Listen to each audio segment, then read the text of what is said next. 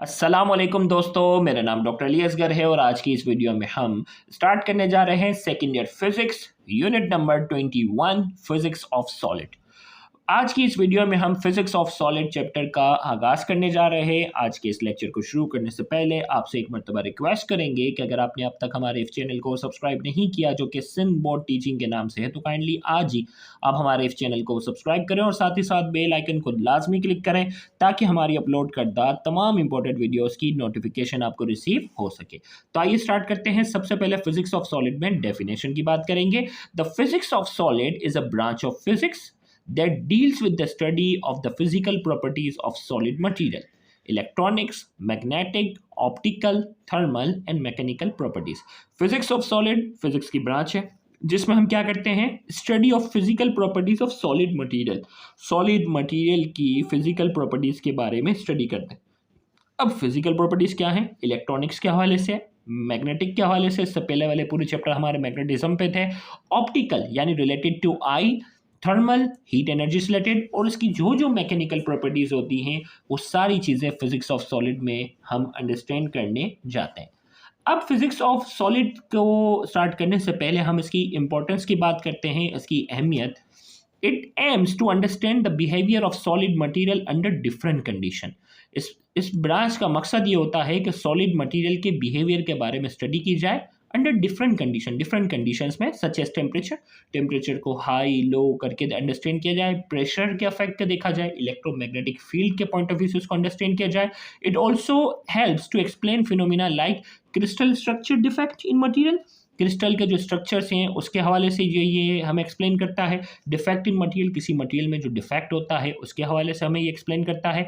And the interaction between electrons के दरमियान interaction, ions and atoms in solid, किसी भी सॉलिड में इलेक्ट्रॉन्स, आइंस और एटम्स इनके दरमियान क्या इंटरेक्शन होता है उसको भी अंडरस्टैंड करने में हेल्प करता है।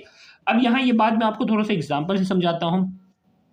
A key hurdle to enhance solar power, which is an affordable energy source, it is increasing the efficiency of photovoltaic cell that converts solar radiation to electricity, making solid material as conductive as possible. अब हमारे पास रुकावट क्या है, a key hurdle to enhance solar power देखिए सूरज की रोशनी तो सालों साल हमारे पास है ना। अब हम क्या करने जा रहे हैं, और सूरज की रोशनी भी जो क्या है, अफोर्डेबल है, इन्वायरमेंटल फ्रेंडली है, हर लिहाज से है। अब उसमें हमारे पास क्या है, इसमें हर्डल क्या, रुकावट क्या है, it's increasing the efficiency of photovoltaic cell. Photovoltaic cell की इफिशिएंसी को ज़्यादा से ज़्यादा क्या करना है, बेहतर बनाना है। और ये फोटोवोल्टिक सेल क्या करता है, that convert solar radiation to electricity. Photovoltaic cell जो होता है वो सोलर रेडिएशन को इलेक्ट्रिसिटी में कन्वर्ट करता है, making solar material in solar cell as conductive as possible. इसमें हमारा मकसद होता है कि सॉलिड के मटीरियल को जो है वो एज कंडक्टिव एज पॉसिबल, जितनी ज़्यादा इसकी कंडक्टेंस अच्छे से अच्छी कर सकते हैं वो हमारा पॉइंट ऑफ व्यू होता है। अब जो है वो क्लासिफिकेशन ऑफ सॉलिड की अगर हम बात करने जा रहे हैं कि सॉलिड हमारे पास जो है वो किन किन टाइप्स के हम बात करेंगे। The way in which a solid behave depend on it's internal structure. Solid किस तरह बिहेव करेगा वो डिपेंड करता है इसके इंटरनल स्ट्रक्चर पर। इस हिसाब से हमारे पास जो है हमारे कोर्स में सॉलिड की 4 टाइप्स है, crystalline solid, amorphous solid, glassy solid and polymeric solid. One by one crystalline solid chemistry में हम पढ़ते हैं। Atomic arrangement is regular. अगर मैं डायग्राम आपको यहाँ अगर बताएं कि क्रिस्टलाइन सॉलिड जो है इसमें क्या है, एटॉमिक अरेंजमेंट क्या है, एटम के दरमियान एक फिक्स जो है वो क्या है, फासला इसमें मौजूद है। जबकि एमॉर्फस के अंदर क्या है, एक बेतरतीब तरीके से ये क्या है, सारी चीज़ें आपस में अरेंज है। तो केमिस्ट्री में हम पढ़ते हैं ना क्रिस्टलाइन और एमॉर्फस सॉलिड, यहाँ हम इसकी बात करते हैं। तो यहाँ हम बात करने जा रहे हैं atomic arrangement is regular. Atomic arrangement जो है वो रेगुलर है, रिपीटिंग पैटर्न है, मेल्टिंग पॉइंट इसका जो है वो शार्प होता है, एक पर्टिकुलर टेम्परेचर पर जाके ये मेल्ट होना शुरू हो जाता है। दे आर रिजिड, बहुत ज़्यादा रिजिड होते हैं, वेल डिफाइंड स्ट्रक्चर इनका, वेल डिफाइंड एक पर्टिकुलर स्ट्रक्चर होता है। दे कैन बी ट्रांसपेरेंट और ट्रांसलेंट। ट्रांसपेरेंट क्या होता है कि इनसे इलेक्ट्रिक लाइट जो होती है वो इजीली पास आउट हो जाती है। ट्रांसलेट क्या होती है, कुछ हिस्सा गुजर जाता है, कुछ हिस्सा नहीं गुजर पाता। Example diamond, salt crystal, silicon, ये क्रिस्टलाइन सॉलिड की क्या है, एग्जाम्पल में आते हैं। फिर इसी तरीके से एमॉर्फस सॉलिड मैंने कहा atomic arrangement is random. Atomic arrangement जो है वो रैंडम है, नो लॉन्ग रेंज ऑर्डर, इसमें कोई पर्टिकुलर ऑर्डर नहीं होता, बिल्कुल बेतरतीब तरीके से जुड़े होते हैं। Melting point is gradual, melting point gradual होता है, एक उसमें क्या था sharp melting point, particular temperature में जाके पूरा मेल्ट होना शुरू हो जाएगा, इसमें ग्रेजुअल है over a range of temperature, कुछ हिस्सा एक पर्टिकुलर टेम्परेचर पर जो है वो मेल्ट होता है, कुछ हिस्सा थोड़े और ज़्यादा टेम्परेचर, कुछ हिस्सा और ज़्यादा, तो एक रेंज होती है। It is not as rigid as crystalline solid, ये क्रिस्टलाइन सॉलिड की तरह रिजिड नहीं होते, इट इज़ ओपेक, ये क्या होता है ओपेक होता है, इनसे इलेक्ट्रिक लाइट जो होती है वो नहीं गुजर पाती। रबर सम प्लास्टिक जो है वो एमोर्फस सॉलिड में आते हैं। अब हमारे पास आ जाते हैं गिलासी सॉलिड।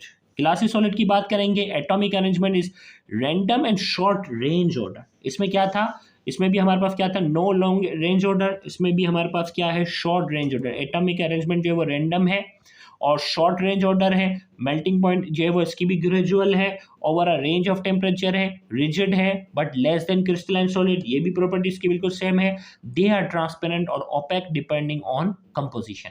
फर्क ये था, यहाँ क्या था, तीनों पॉइंट ऑलमोस्ट इसके सेम थे, लेकिन यहाँ ये क्या होते हैं ओपेक होते हैं, इलेक्ट्रिसिटी लाइट नहीं गुजरती, जबकि ये क्या है, ये ट्रांसपेरेंट भी हो सकते हैं, ओपेक हो सकते हैं, डिपेंड करता है इनकी कंपोजिशन पर।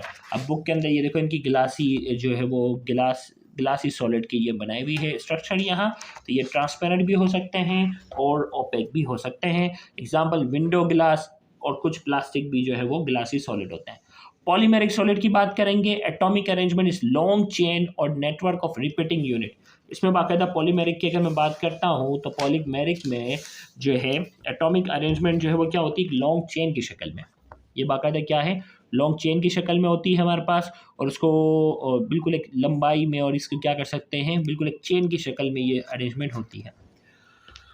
तो यहाँ हमने कहा लॉन्ग चेन और network of repeating unit bar bar repeat होते हैं। Melting point varies typically lower than crystalline solid, melting point इनका डिपेंड करता है, वेरी करता है डिकम्पोजिशन पर, और क्रिस्टलाइन सॉलिड से कम होता है। दे कैन बी फ्लेक्सिबल और रिजिड, ये फ्लेक्सिबल बहुत ज़्यादा लचकदार भी हो सकते हैं, रिजिड भी हो सकते हैं। Depending on structure they can be transparent और ओपेक, ये भी ट्रांसपेरेंट हो सकते हैं और ओपेक हो सकते हैं। Example polyethylene, polyvinyl chloride, nylon etcetera, ये पॉलीमेरिक सॉलिड की एग्जाम्पल है। इन तमाम की एग्जाम्पल आपने एमसीक्यू पॉइंट ऑफ व्यू से भी अच्छे से याद रखनी है।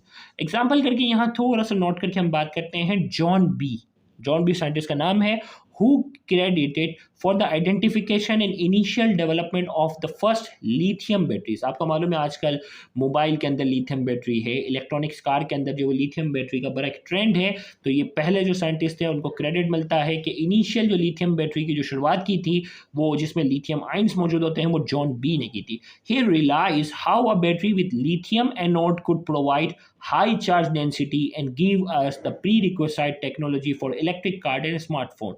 तो हमने कैसे सबसे पहले रिकग्नाइज किया था कि लिथियम को अगर हम एनोड के तौर पे इस्तेमाल करते हैं तो वो ये हाई चार्ज डेंसिटी वाले चार्ज जो है वो प्रोवाइड करता है, जो कि हमारी इलेक्ट्रिक कार की और स्मार्टफोन की टेक्नोलॉजी के लिए आज से जो है वो बहुत ज़्यादा इसकी रिक्वायरमेंट को ये पूरा करता है। ये एक जनरल नॉलेज के तौर पर है, सिर्फ याद रखना लिथियम बैटरी का क्रेडिट किसको जाता है, एमसीक्यू पॉइंट ऑफ व्यू से याद रखिएगा।